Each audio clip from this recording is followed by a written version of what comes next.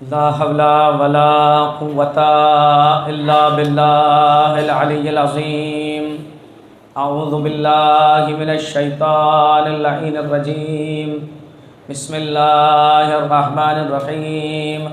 الحمد لله رب العالمين والعاقبة للمتقين والجنة للمطيعين والنار للعاصين والصلاة والسلام على أشرف الأنبياء والمرسلين سید الکونین محبوب رب المشرقین ورب المغربین جد الحسن والحسین بالقاسم محمد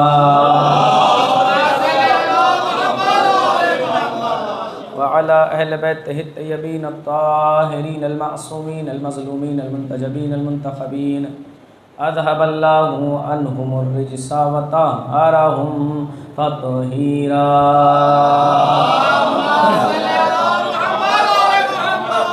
ولعنة الله على أعدائهم وغاصب حقوقهم ومنكر فضائلهم ومصائبهم أجمعين من الآن إلى قيام يوم الدين. أما بعد فقد قال الله تبارك وتعالى في محكم كتابه الكريم والفرقان الحميد وقوله الحق بالحق.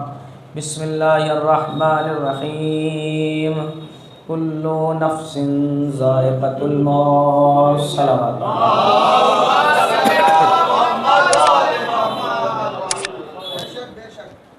صلوات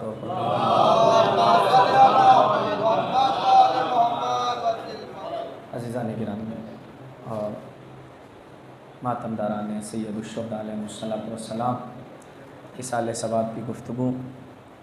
اور آپ حضرات آج اپنے اس چھٹی کے دن کو قربان کر کے آئے ہیں مجلس میں. یہ بہت بڑا مسئلہ ہوتا ہے کہ مولانا صاحب ہفتے میں ایک دن ملتا ہے اور وہ بھی ہم فضول میں خرچ نہیں کرتے بلکہ عبادت میں گزارتے ہیں. یہ اس قوم کا امتیاز ہے، یہ اس قوم کی شرافت ہے کہ یہ اپنے کسی بھی لمحے کو ان کے بغیر نہیں گزارنا چاہتے. یہ ہر لمحے میں اہل بیت کو شہید کرنا چاہتے ہیں، اور کیوں نہ کریں، اس لیے کہ ان کے بغیر ہماری زندگی نہیں ہے. ان کے بغیر اگر ہم زندہ ہیں تو زندہ نہیں ہیں، ان کے ساتھ اگر مر بھی جائیں تب بھی زندہ ہیں. ایک صلوات پڑھے محمد وآل محمد.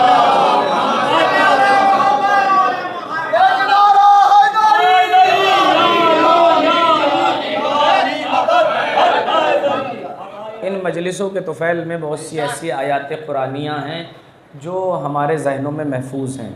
انہی میں سے ایک آیت یہ ہے جس میں خالق کائنات ارشاد فرما رہا ہے کل نفس ذائقۃ الموت.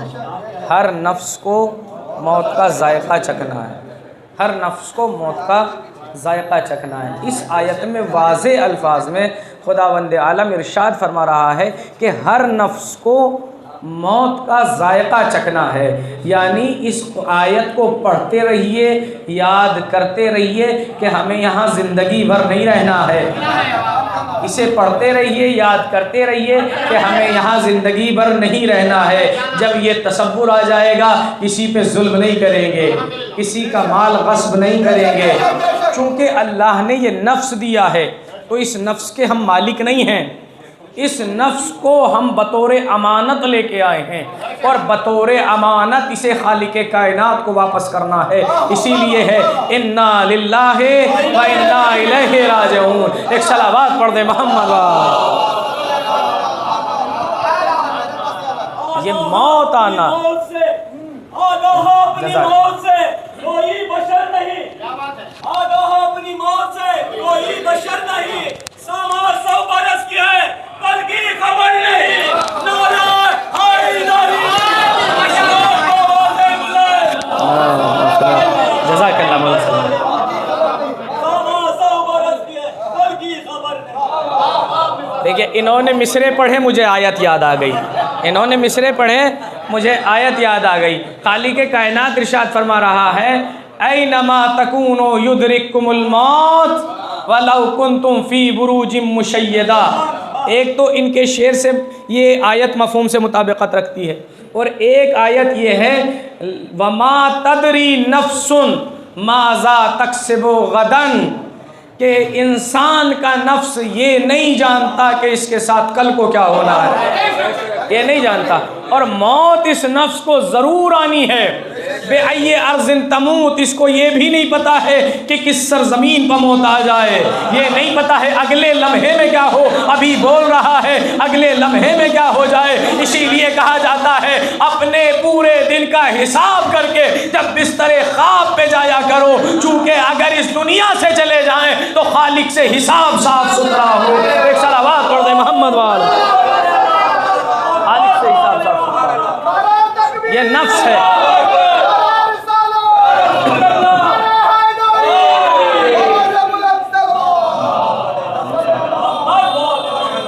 وَمَا تَدْرِي نَفْسٌ بِأَيِّ أَرْضٍ تَمُوتُ، نفس نہیں جانتا ہے کہ اسے کس سرزمین پر موت آ جائے۔ ابھی میں بول رہا ہوں اگلے لمحے نہ معلوم کیا ہو جائے، کچھ پتہ نہیں۔ آپ کو بھی اللہ سلامت رکھے، مولا آپ کو بھی شاد و آباد رکھے۔ تو یہ نفس ہے جسے موت آنے والی ہے، اور موت اس حقیقت کا نام ہے۔ توجہ کیجئے گا دیدان گرامی، بس آج جملوں کی خطابت ہے اور آیات قرآنی اور روایات سے آپ سنتے چلے جائیے گا، مطابقت کرتے چلے جائیے گا۔ موت اس حقیقت کا نام ہے جسے وہ بھی تسلیم کرتا ہے جو خدا کو تسلیم نہیں کرتا۔ موت کو وہ بھی تسلیم کرتا ہے جو خدا کو تسلیم نہیں کرتا ہے۔ اور یہ موت کسے آتی ہے؟ اس نفس کو آتی ہے۔ اور موت کے بارے میں آپ تمام روایات کا مطالعہ کیجئے، تمام آیات قرآنیہ کو دیکھیے تو آپ کو ملے گا کہ موت کے بارے میں کوئی شیعہ سنی اختلاف نہیں ہے، کوئی ہندو مسلم اختلاف نہیں ہے، سب مانتے ہیں کہ انسان کو موت آنی ہے۔ کسی بھی مذہب سے تعلق رکھتا ہو، کسی بھی فرقے سے تعلق رکھتا ہو، انسان جانتا ہے کہ اسے موت آئے گی۔ لیکن روایات شیعہ میں اختلاف ہے، روایات شیعہ میں اختلاف ہے۔ بعض روایات کہتی ہیں کہ موت تو کوئی مسئلہ ہی نہیں ہے، موت تو کوئی مرحلہ ہی نہیں ہے، بلکہ روح جسم سے ایسے نکل جائے گی جیسے پھول سے خوشبو نکل جاتی ہے، موت کوئی مسئلہ ہی نہیں ہے۔ لیکن دوسری روایات ہیں، دوسری روایات کیا ہیں؟ دوسری روایات ہیں کہ موت بہت بڑا مسئلہ ہے، اور جسم سے روح ایسے نکلے گی جیسے ریشمین کپڑے کو کانٹوں پر ڈال کے کھینچ لیا جائے تو وہ تار تار ہو جاتا ہے، ویسے نس نس کو اذیت ہوگی، نس نس کو اذیت ہوگی۔ تو یہ تو اختلاف ہو گیا۔ مولانا آپ یہ جو 2 مہینے سے مجلسیں پڑھ رہے ہو اور کہہ رہے تھے کہ اول بھی محمد، اوسط بھی محمد، آخر بھی محمد، کل کے کل محمد، ان کے کلام میں اختلاف نہیں، ان کی رفتار میں اختلاف نہیں، یہاں تو اختلاف ہو گیا۔ اور توجہ کیجئے گا، جملہ ایک ہی رہے گا کہ یہاں تو روایات میں اختلاف ہو گیا۔ بعض معصوم کہہ رہے ہیں، بعض روایات کہہ رہی ہیں کہ موت مسئلہ نہیں ہے، بعض کہہ رہی ہیں مسئلہ ہی مسئلہ ہے۔ یہ کیا ہو گیا؟ تو میں نے کہا کہ روایات میں اختلاف نہیں ہے، روایات میں اختلاف نہیں ہے، بلکہ مرنے والے مختلف ہیں۔ روایات میں اختلاف نہیں ہے، مرنے والے مختلف ہیں، مرنے والے مختلف ہیں۔ چونکہ اللہ نے 3 طرح کی مخلوق کو پیدا کیا۔ خطیب منبر سلونی فرما رہے ہیں کہ اللہ نے 3 طرح کی مخلوق کو پیدا کیا۔ میں تشریح نہیں کروں گا چونکہ تشریح کر چکا ہوں۔ ایک وہ ہے جسے اللہ نے صرف عقل سے نوازا ہے، ایک وہ ہے جسے صرف نفس سے نوازا ہے، ایک وہ ہے جسے عقل سے بھی نوازا، نفس سے بھی نوازا۔ تو جسے نفس سے نوازا اسے حیوان کہتے ہیں، جسے عقل سے نوازا صرف اسے ملک کہتے ہیں، فرشتہ کہتے ہیں، جسے عقل سے بھی نوازا، نفس سے بھی نوازا اسے حضرت انسان کہتے ہیں۔ اس لیے ذہن میں رہے کہ مرنے والے مختلف ہیں، ذہن میں رہے مرنے والے مختلف ہیں۔ موت کو یاد رکھیے گا، مرنے والے مختلف ہیں۔ تو اللہ نے جسے عقل دی اسے فرشتہ کہتے ہیں، جسے نفس دیا اسے حیوان کہتے ہیں، جسے عقل اور نفس دونوں چیزیں دی اسے انسان کہتے ہیں۔ بھائی جب نفس عقل پر غالب آ جاتا ہے تو مولا نے یہ نہیں کہا کہ یہ حیوان ہو جاتا ہے، نہیں، حیوان نہیں ہوتا بلکہ حیوان سے بدتر ہو جاتا ہے۔ جب اس کی جسمانی مملکت پر نفس کی حکومت ہو جاتی ہے یہ جانوروں سے افضل ہو جاتا ہے۔ کیوں؟ اس لیے کہ چونکہ جانور اگر کسی دوسرے کے کھیت میں گھس جاتا ہے اس کے پاس عقل نہیں ہے، اس لیے گھس گیا ہے، اسے نہیں پتا ہے یہ ہمارا کھیت ہے یا نہیں ہے۔ لیکن اگر ہم عقل ہوتے ہوئے کسی کا باغ غصب کر لیں تو اللہ کہتا ہے حیوان سے بدتر ہے۔ اگر عقل ہوتے ہوئے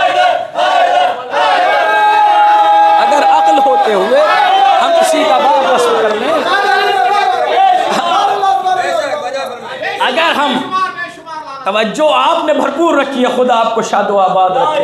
اگر ہم عقل ہوتے ہوئے کسی کا باغ غصب کر لیں تو اس کا مطلب یہ ہے کہ ہم حیوان سے بدتر ہیں، حیوان سے بدتر ہیں۔ اور مولا نے اس لیے بھی حیوان نہیں کہا چونکہ حیوان کہیں نہ کہیں کسی کے کام آ جاتا ہے، کہیں نہ کہیں کسی کے کام آ جاتا ہے، لیکن جس کا نفس اس کی عقل پر غالب آ جاتا ہے، پھر اس میں میں آ جاتی ہے، وہ اپنے بارے میں سوچتا ہے، کسی اور کے بارے میں نہیں سوچتا، کسی اور کے بارے میں نہیں سوچتا۔ اور اسی لیے مردہ صرف اس کو نہیں کہتے جس کا جسم سے روح جدا ہو جائے، جسم سے روح جدا ہو جائے اسے مردہ نہیں کہتے۔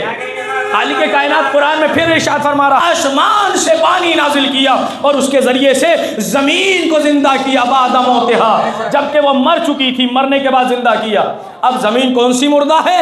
یہ تو ہمیں تو لگتا ہے ساری زندہ ہے، کہا نہیں، ساری زمینیں زندہ نہیں ہیں۔ ہم کسان کے پاس پہنچے چونکہ ہمیں تجربہ نہیں تھا کہ کون سی زمین زندہ ہے کون سی زمین مردہ ہے، تو کسان نے بتایا کہ جو زمین بنجر ہو، کسی کو کچھ نہ دے سکے، وہ مردہ ہے، اور جو دوسروں کو کچھ دے سکے وہ زندہ ہے۔ ہم نے کہا بھی ہماری سمجھ میں نہیں آیا ہے کیسے زمین کون سی زندہ ہے اور کون سی مردہ ہے، تو کسان نے بتایا کہ جو زمین اپنی طاقت سمیٹ کے بیٹھ جائے وہ مردہ ہے، اور جو اپنی طاقت دوسروں کے حوالے کر دے وہ زندہ ہے۔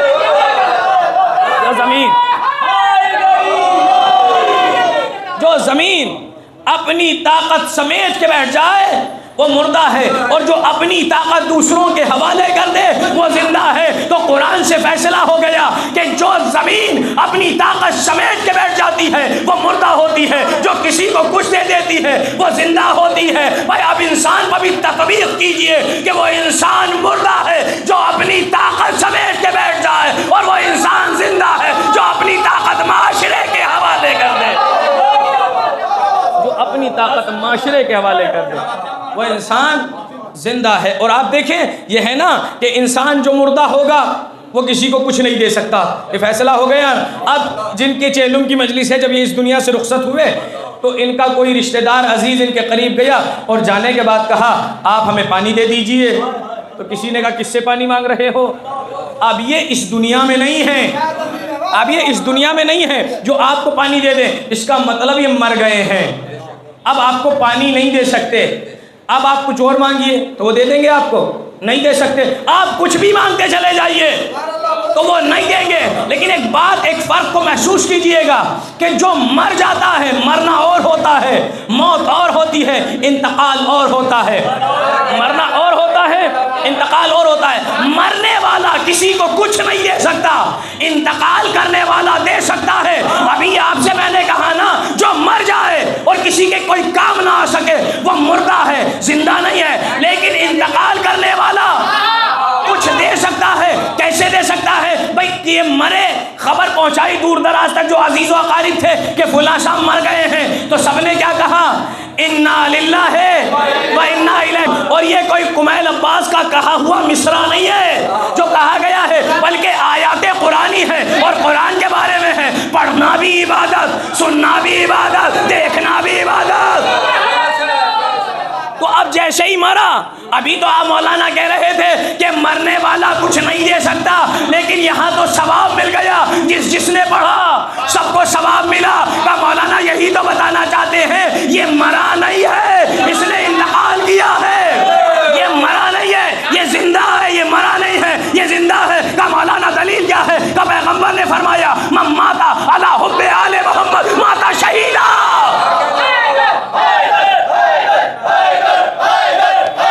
جزاک اللہ مولا صلاح۔ جو مر جائے محمد و آل محمد کی محبت میں وہ مرتا نہیں ہے بلکہ زندہ ہے، زندہ ہے۔ تو اب یہ آپ کے سامنے میں نے بات واضح کر دی، یہ بیچ میں جملہ معترضہ کے طور پہ آ گیا تھا، اسے میں نے آپ کے سامنے پیش کر دیا۔ ان کے مصرے نے میری تقریر کا موضوع بالکل بدل دیا۔ اب آئیے آگے آتے ہیں۔ اب کیا کہہ رہا تھا میں کہ جانور سے بدتر ہے جس کا نفس اس کی عقل پر غالب آ جائے، جانور سے بدتر ہے۔ تو اب دوسری چیز کیا ہے؟ اگر عقل غالب آ جائے نفس کے اوپر، تو اب یہ انسان فرشتہ نہیں ہے، چونکہ فرشتہ اگر برائی نہ کرے تو کوئی کمال نہیں ہے، فرشتہ اگر برائی نہ کرے تو کوئی کمال نہیں ہے. کیوں؟ اس لیے کہ اس کے پاس تو نفس ہے ہی نہیں. نفس رہتے ہوئے تمام برائیوں سے اپنے نفس کو روک لینا کمال انسانیت تک پہنچاتا ہے. نفس ہوتے ہوئے اپنے آپ کو، اپنے نفس کو کمال انسانی تک پہنچانا، یہ کمال ہوا کرتا ہے. تو مولا نے یہ بھی نہیں کہا یہ فرشتہ ہے جو اپنے عقل کو اپنے نفس پر غالب کر لے، یہ فرشتہ ہے. مولا نے یہ بھی نہیں کہا، بلکہ کیا کہا؟ فرشتوں سے افضل ہے، فرشتوں سے افضل ہے. تو بات واضح ہو گئی یہاں تک. ابھی میں آپ کو یہ بتانا چاہ رہا ہوں کہ یہ جو موت میں آیات میں، موت کے بارے میں جو آیات روایات ہیں ان میں جو اختلاف نظر آ رہا ہے، یہ اختلاف نہیں ہے، میں بتانا چاہ رہا ہوں. تو ایک ہے کون جو جانوروں سے بدتر ہے، ایک ہے کون جو فرشتوں سے افضل ہے، جو فرشتوں سے افضل ہے. اب جب اس کے پاس آتا ہے ملک الموت جس کا نفس اس کی عقل پر غالب ہے، جو جانوروں سے بدتر ہے، اس کے پاس ملک الموت آتا ہے، تو جیسے ہی آتا ہے ایسے نہیں ہے کہ فوراً آ کے جو ہے اس کی روح قبض کر لیتا ہو اور چلا جاتا ہو. 1 بجے انشاءاللہ جماعت قائم کی جائے گی. اس ٹائم 1 بجے. ایک صلوات پڑھے محمد والے محمد. ایسے صلوات پڑھو گے تو اور جلدی ہو سکتی ہے. تو جب ملک الموت آتا ہے کس کے پاس؟ گنہگار کے پاس، جس کا نفس اس کی عقل پر غالب ہے. تو ایسا نہیں آتے ہی روح قبض کر لیتا ہو، نہیں، بلکہ اس کے پاس آتا ہے اور آنے کے بعد اس کا نامہ اعمال دیکھتا ہے. جیسے ہی دیکھتا ہے تو کہتا ہے ہاں بھائی یہ تم نے اتنے سارے گناہ کیوں کیے ہیں؟ تو ہمیں بہانے بازی کرنے کی تو عادت ہے ہی. جب ہم پوچھتے ہیں بھائی نماز میں کیوں نہیں آئے تھے، ہم مولانا وقت ہی کہاں ہے کہ نماز میں آیا جائے. مثلا مثال کے طور پہ، آپ کو نہیں کہہ رہا ہوں، مثال دے رہا ہوں کہ مثال کے طور پہ کہہ دیا اگر کسی سے کہا جائے بھائی روزہ کیوں نہیں رکھا، مولانا صاحب بس ڈائبٹیز ہے، یہ ہوا ہے، تو سارے بہانے ہم رکھ دیتے ہیں، ہمیں بہانے کرنے کی تو عادت ہے. تو جیسے ہی ملک الموت آئے گا اور کہے گا بھائی اتنے سارے گناہ کیوں کیے، تو کہے گا کنا مستضعفین فی الارض، ہمیں زمین پر بہت کمزور بنا دیا گیا تھا، زمین پر بہت کمزور بنا دیا گیا تھا. مطلب کیا ہے؟ مطلب یہ ہے کہ مولانا صاحب ہمیں کہاں عبادت کرنے دیتے تھے یہ شیرو بھائی اور کمیٹی والے. ہم جیسے ہی نماز پڑھنے کے لیے آتے تھے کہتے تھے مسجد میں نظر نہ آ جائیے گا آپ. ہمیں کمزور بنا دیا گیا تھا، اس لیے ہم عبادت نہیں کر پائے. ملک الموت سے بہانہ کریں گے ایسا مثال کے طور پہ. اب جیسے یہ بہانہ کرے گا تو ملک الموت کہے گا لم تکن ارض اللہ واسعہ فتہاجروا فیہا، کیا اللہ کی زمین میں وسعت نہیں تھی، وہاں سے ہجرت کر جاتے. یہ بہت بڑا پیغام دے رہا ہوں آپ کو. تو ملک الموت کہے گا، قرآن مجید فرما رہا ہے کہ ملک الموت کہے گا الم تکن ارض اللہ واسعہ فتہاجروا فیہا، کیا زمین خدا سمٹ گئی تھی، کم پڑ گئی تھی، وہاں سے ہجرت کر جاتے. اگر عبادت میں پریشانی ہو رہی تھی، کیا تم نے نہیں دیکھا پیغمبر کی جائے ولادت ہے مکہ، لیکن دین کے تحفظ کے لیے مکے کو چھوڑا. امام حسین کی جائے ولادت ہے مدینہ، لیکن دین کے تحفظ کے لیے مدینے کو چھوڑا کہ نہیں چھوڑا. تو ہمیں پیغام یہ ملتا ہے کہ اگر کہیں پر ہم عبادت الہیہ کا حق ادا نہیں کر پا رہے ہیں تو سیرت معصوم پر عمل کرتے ہوئے اس جگہ کو ترک کر دیا جائے. صلوات پڑھ دیں محمد وال.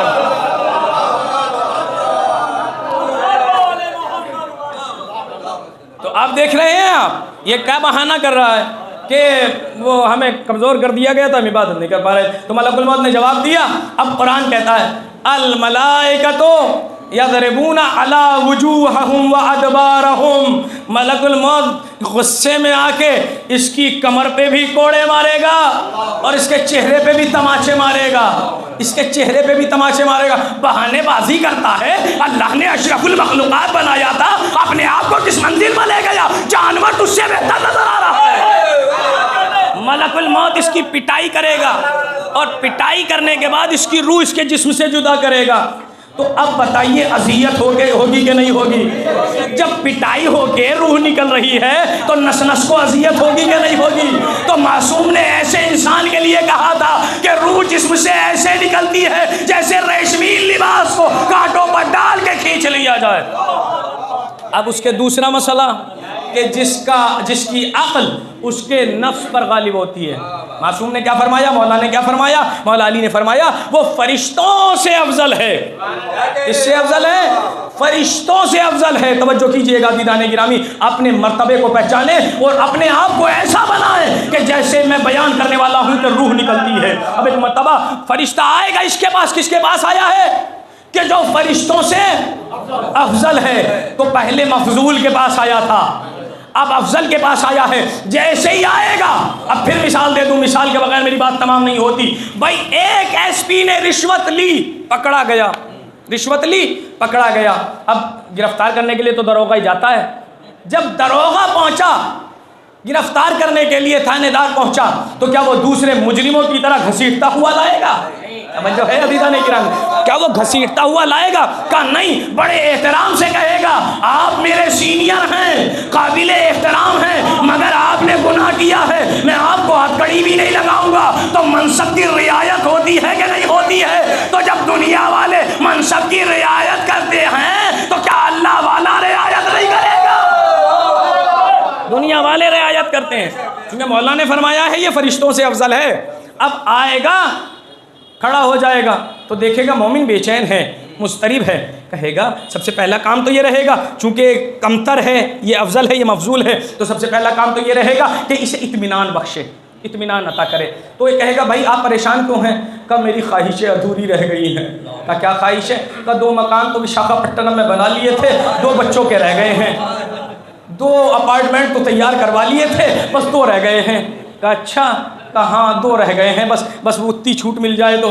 کہا اچھا، کہا انظر ادھر دیکھو، اب یہ دیکھے گا، کہا فَيَرَ الْجَنَّةَ وَقُصُورَهَا، بس یہ جنت کو دیکھے گا، وہاں بنے ہوئے محلوں کو دیکھے گا، وہاں بنے ہوئے جیسے محلوں کو دیکھے گا۔ ایک مرتبہ تڑپ کے کہے گا، تڑپ کے کہے گا، تڑپ کے کہے گا بھائی دیکھو یہ کیا ہے؟ کہ یہ جنت ہے۔ کیا یہ کیا ہے؟ کہ یہ اس میں بنے ہوئے محل ہیں۔ کہ یہ کون ٹہل رہے ہیں؟ کہ یہ آپ کے دادا حضور ہیں، یہ آپ کے پردادا حضور ہیں، یہ آپ کے آبا و اجداد ہیں۔ بھائی جیسے ہی دیکھے گا تڑپ کے کہے گا بھائی ملک الموت دیر کیوں کر رہا ہے؟ جلدی سے روح قبض کرنا۔ کہے گا بھائی دیر کیوں کر رہا ہے؟ جلدی سے میری روح قبض کر لے، مجھے اپنے آبا و اجداد سے ملنے کا بڑا اشتیاق تھا۔ کہ بھائی جلدی کیوں کرتے ہو؟ فانظر، بس ذرا ادھر تو دیکھو، فَيَرَى عَلِيًّا وَمُحَمَّدًا، بس یہ کسے دیکھے گا؟ بس یہ کسے دیکھے گا؟ پیغمبر اسلام کو دیکھے گا، مولا کائنات کو دیکھے گا۔ بس 2 طرح کی روایتیں ہیں۔ ایک روایت تو یہ ہے کہ جس کے پاس ولایت علی نہیں ہے وہ صرف پیغمبر کو دیکھے گا، اور جس کے پاس ولایت علی سے جس کا قلب موجزن ہے وہ علی کو بھی دیکھے گا، پیغمبر کو بھی دیکھے گا۔ اب یہ دیکھ رہا ہے کس کو؟ اپنے پیغمبر کو دیکھ رہا ہے۔ پوری زندگی اشتیاق رہا زیارت ہو جائے، آج زیارت ہو رہی ہے، اسی لیے اس حالت کو حالت احتضار کہا جاتا ہے۔ جو آپ فقی کتابیں پڑھیں گے اس میں اس حالت کو حالت احتضار کہا جاتا ہے۔ یعنی بہت غور سے سنیے گا، بہت توجہ کیجئے گا، اور اپنے ذہنوں میں، اپنے نفوس میں اس پیغام کو اتار لیجئے گا۔ قسم خدا کی اگر کسی ایک ذہن میں، کسی ایک نفس میں یہ پیغام اتر گیا تو میری محنت سوارت ہو جائے گی۔ 3 چیزیں اور دیکھے گا، یہ 3 چیزیں اور دیکھے گا۔ وہ چیزیں کیا ہوں گی؟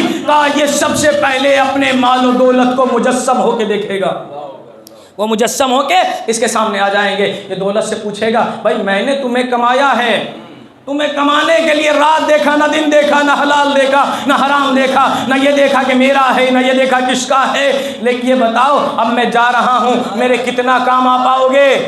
مال کہے گا کفن دے دیں گے، اس کے علاوہ کچھ بس کا نہیں ہے۔ مال کہے گا کفن دے دیں گے۔ اب اس کے بعد اسے بیٹا دکھائی دے گا، بیٹے سے کہے گا میرے لاڈلے، میرے نور نظر، میرے لخت جگر، یہ سارا جو کمایا ہے تیرے لیے کمایا ہے۔ توجہ کیجئے گا عزیزان گرامی، یہ بھی اس طریقے سے اس زاویہ نظر سے بھی مجلس سنا کیجئے۔ کیا کہا؟ بیٹے سے کہے گا بیٹا میرے لال، میں نے تیرے لیے یہ سارے برے کام کر کے یہ مال جمع کیا ہے، دولت جمع کی ہے، تو کیا کرے گا؟ کہا ابا جان آپ کو قبر تک چھوڑ دوں گا۔ اس کے بعد اس کو اعمال مجسم نظر آئیں گے جو اس نے اعمال کیے ہیں، جو بڑے مختصر سے، جن کو کوئی اہمیت نہیں دیتا تھا، جن کی کوئی عظمت نہیں سمجھتا تھا، جو سوچتا تھا کہ بس ان کی تو کوئی ضرورت ہی نہیں ہے، اپنی زندگی میں انہیں کوئی حصہ نہیں دیتا تھا۔ مولانا پیٹ بھریں یا نماز پڑھیں، مولانا پیٹ بھریں یا روزہ رکھیں، مولانا پیٹ بھریں یا حج کریں، مولانا پیٹ بھریں یا خمس نکالیں، مولانا پیٹ بھریں یا زکوٰۃ ادا کریں، یہ جو سوچ رہا تھا اپنی زندگی سے الگ ہی کر دیا تھا۔ انہیں دیکھے گا بڑے مختصر سے اعمال مجسم ہو کے سامنے آ گئے ہیں، ان کی طرف بڑی شرمندگی سے دیکھے گا اور کہے گا تم میرے کتنے کام آؤ گے؟ اعمال مسکرا کے کہیں گے ہم کم ضرور ہیں مگر یہاں بھی کام آئیں گے، قبر کی تاریکی میں بھی کام آئیں گے، برزخ کی منازل میں بھی کام آئیں گے۔ ایک صلوات پڑھ دیں ہم۔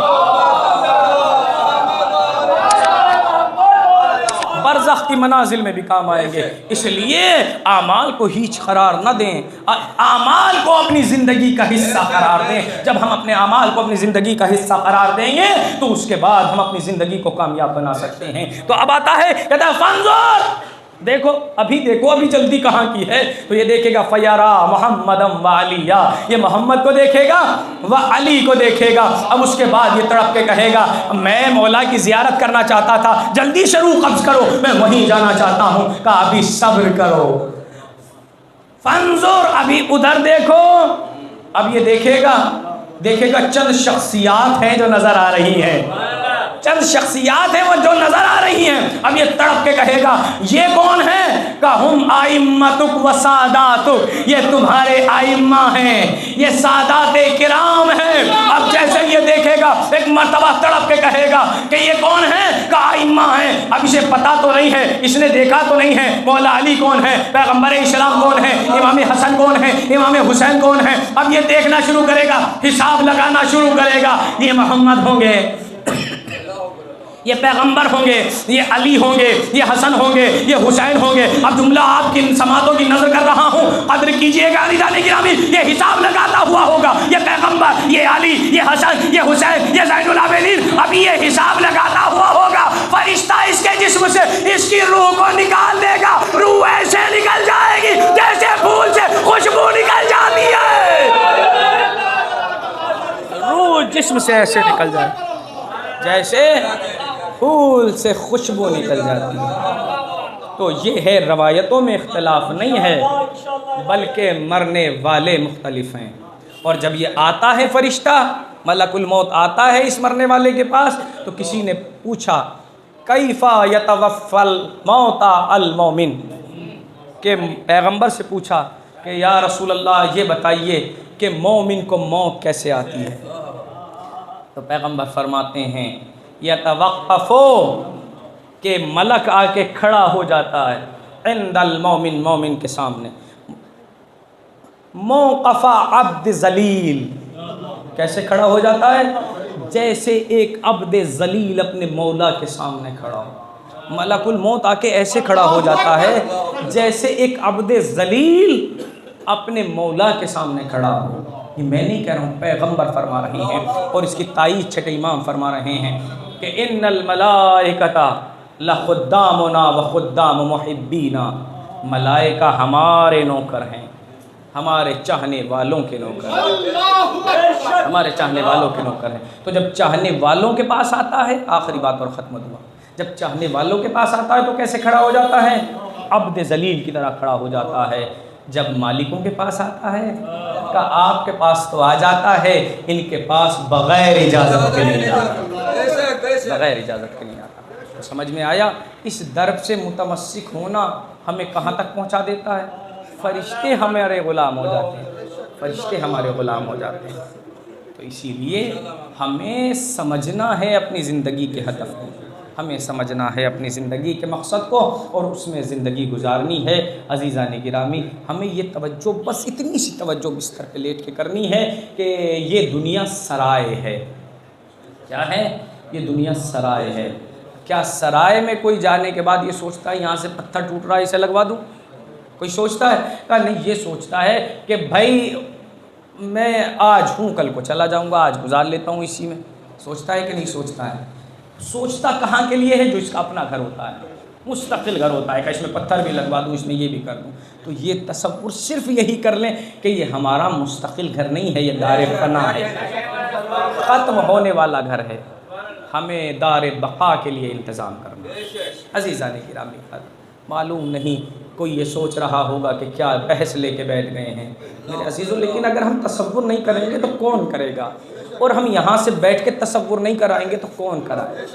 میرے عزیزوں، اگر ہم اتنا سا تصور کر لیں تو گناہ کا کوئی شائبہ نہیں ہو سکتا. جناب موسیٰ کے زمانے میں آپ نے دیکھا ایک شخص ہے بیٹھا ہوا عبادت کر رہا ہے، اور اس کی عمر سینکڑوں سال تھی. کتنے سال تھی؟ سینکڑوں سال تھی. آپ نے اس سے پوچھا تم نے کوئی گھر نہیں بنایا؟ کہا تم نے کوئی گھر نہیں بنایا. تو تڑپ کے کہتا ہے یا نبی اللہ یا کلیم اللہ، میں گھر بنا کے کیا کروں گا؟ زندگی ایسی ہے جیسے ایک دروازے سے داخل ہوئے دوسرے سے نکل گئے.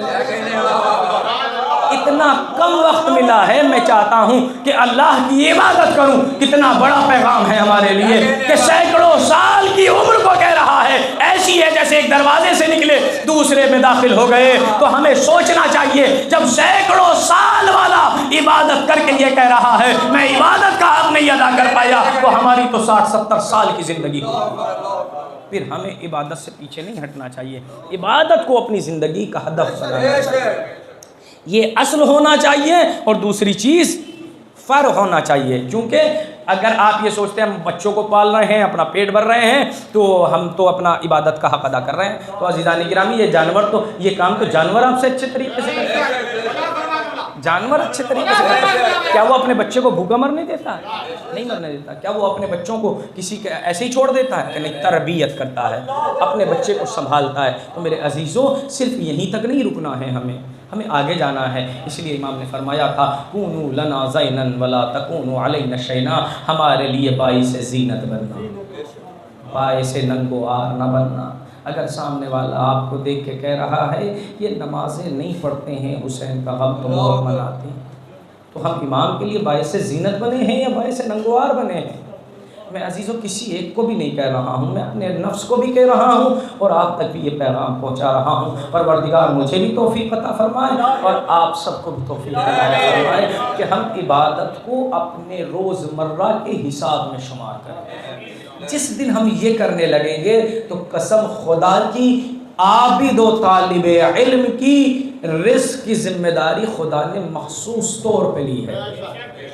جیسے موت ہر جگہ پہنچ سکتی ہے، ویسے ہی رزق بھی ہر جگہ پہنچ سکتا ہے. پریشان ہونے کی ضرورت نہیں ہے، وہ سب کچھ عطا کرے گا. اس کی بارگاہ میں خلوص سے اپنے سر کو جھکا کے دو، تم سر جھکاتے چلے جاؤ گے، وہ تمہیں بلند بناتا چلا جائے گا، وہ تمہیں بلندیاں عطا کرتا چلا جائے گا. میرے عزیزوں، میرے دوستوں، میرے بزرگوں، میں نے بہت کچھ کہا آپ سے اور بہت کچھ سنایا آپ کو، فضائل بھی سنائے، نصیحتیں بھی کی. اگر کسی کو برا لگا ہو، چونکہ میرے آخری دن ہیں اور میں یہاں سے جا رہا ہوں، لیکن میں یہی کہنا چاہوں گا، آپ لوگوں سے مجھے بھی بہت محبت ہو گئی ہے چند دنوں میں، لیکن میرے عزیزوں میں یہی پیغام دینا چاہوں گا، اس جگہ کو چونکہ یہ جنت سے کم نہیں ہے، یہاں کے لوگ فضائل میں خوش ہوتے ہیں. مصائب کا ایک فقرہ بھی آ جاتا ہے. کل آپ نے دیکھا میں نے مصائب نہیں پڑھے، لیکن فضائل میں ہی آپ نے اتنا گریا کیا کہ مجھے مصائب پڑھنے کی احتیاج نہ رہی. تو جہاں یہ جذبہ پایا جاتا ہو، اگر وہاں ایمان کا مٹھاس اور شیرنی آ جائے گی، اعمال کا مٹھاس اور شیرنی آ جائے گی، تو یہ جنت کا نمونہ بن جائے گا. خدا را آپ کے پاس معرفت اہل بیت ہے، چونکہ معرفت کے بغیر آنسو نہیں آ سکتے.